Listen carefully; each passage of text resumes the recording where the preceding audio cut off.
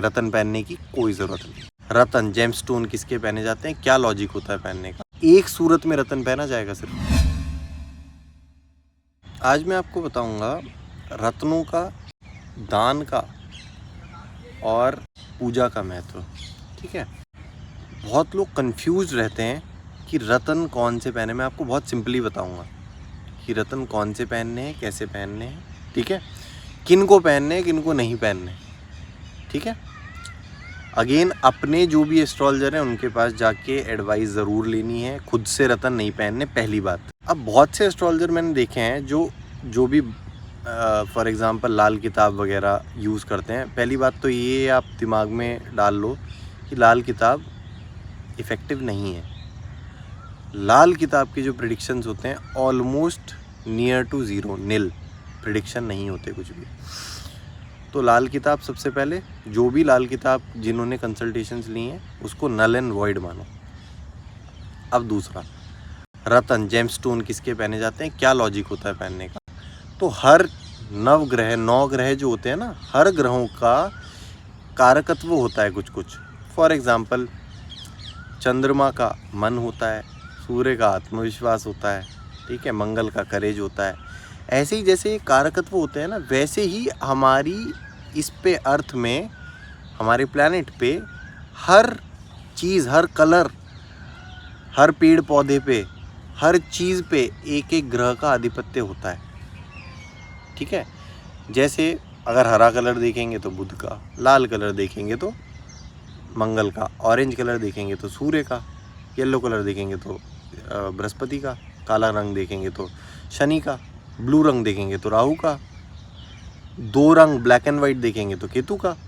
तो ऐसे कलर भी होते हैं, कलर का भी आधिपत्य होता है ग्रहों के पास। ठीक है, कलर का भी होता है। ऐसे ही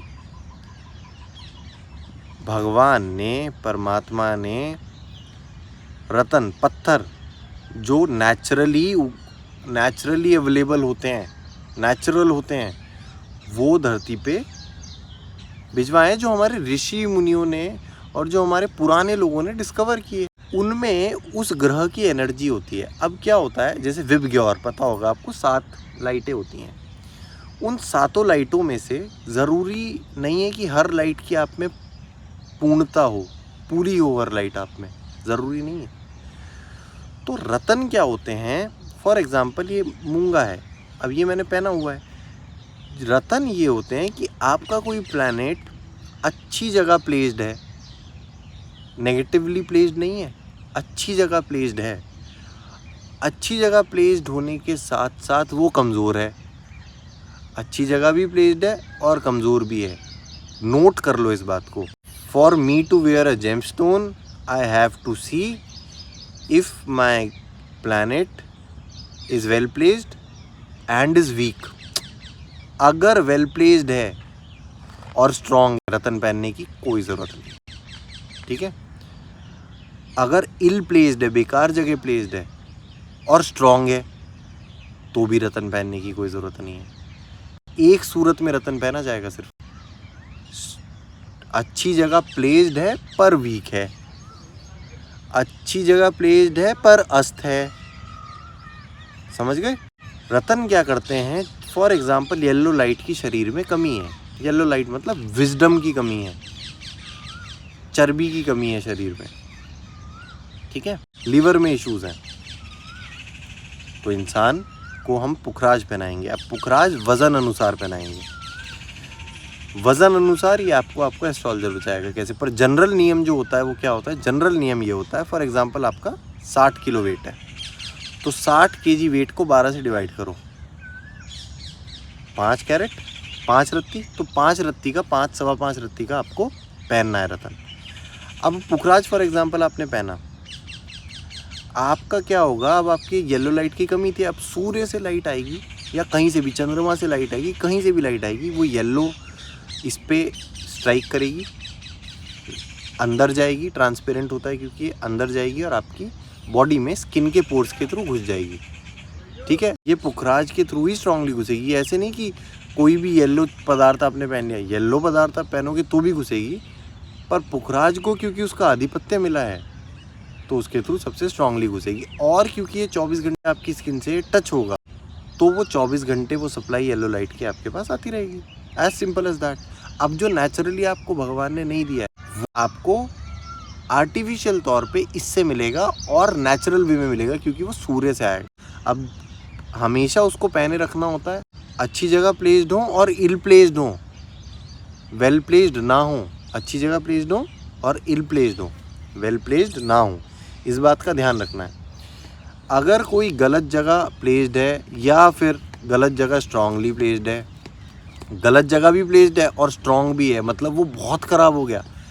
अब जब वो बहुत ख़राब हो गया कोई भी ग्रह, उसके हमको करने हैं दान।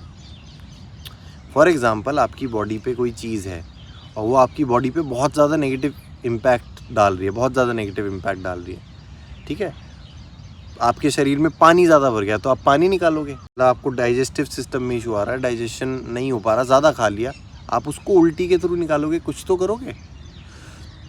तो जिन भी ग्रहों का प्लेसमेंट स्ट्रांगली प्लेस्ड है, गलत जगह प्लेस्ड है, मतलब कि आपके लिए बहुत हार्मफुल है, उनके हम दान करेंगे। एज सिंपल, इससे सिंपली मैं आपको बता नहीं सकता, ठीक है।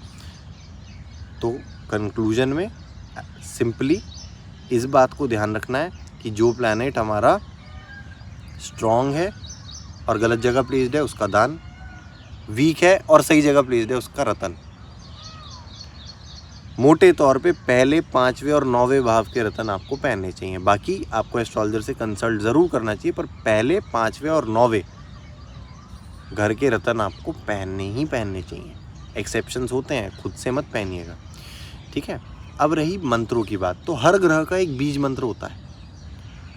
बीज मंत्र चाहे आपका ग्रह ठीक हो, चाहे आपका ग्रह खराब हो, चाहे आपका ग्रह कमज़ोर हो, चाहे आपका ग्रह स्ट्रांग हो, हर सिनेरियो में आप बीज मंत्र पढ़ सकते हो। कैसे? अगर आप किसी इंसान को पूजोगे, इंसान को भी, अगर आप किसी भगवान को पूजोगे, अगर आप किसी चीज़ की पूजा करोगे, उसको अप्रिशिएट करोगे, तो वो चीज़ तो आपको अच्छे फल देगी। अगर बुरे है तो भी अच्छे देगी, है ना। अगर अच्छा है तो और अच्छा देगी। तो मंत्रों का ये काम होता है, बीज मंत्रों का। तो अगर आपको बीज मंत्र करने हो तो अपना गूगल पे सर्च करिएगा, शुक्र बीज मंत्र, सूर्य बीज मंत्र, चंद्रमा बीज मंत्र। उस बीज मंत्र को, जिसकी भी आपकी महादशा चल रही है, उसका बीज मंत्र करो, ठीक है। अगर उसका रत्न आपके ऊपर एप्लीकेबल है, वो रत्न पहनो। सबसे पहले अपने एस्ट्रोलॉजर के पास जाओ, उससे कंफर्म करो कि ये। अब आपको इतनी नॉलेज है कि आपको किसका रत्न पहनना है, किसको नहीं पहनना है। तो ठीक है, आज के लिए इतना था। अब आपको रत्न से रिलेटेड अगर कोई डाउट हो तो कमेंट करके पूछ लीजिएगा अपना, मैं कोशिश करूँगा जवाब दूँ, ठीक है। और सब्सक्राइब ज़रूर कर लेना ताकि आपको ये इन्फॉर्मेशन मिलती रहे।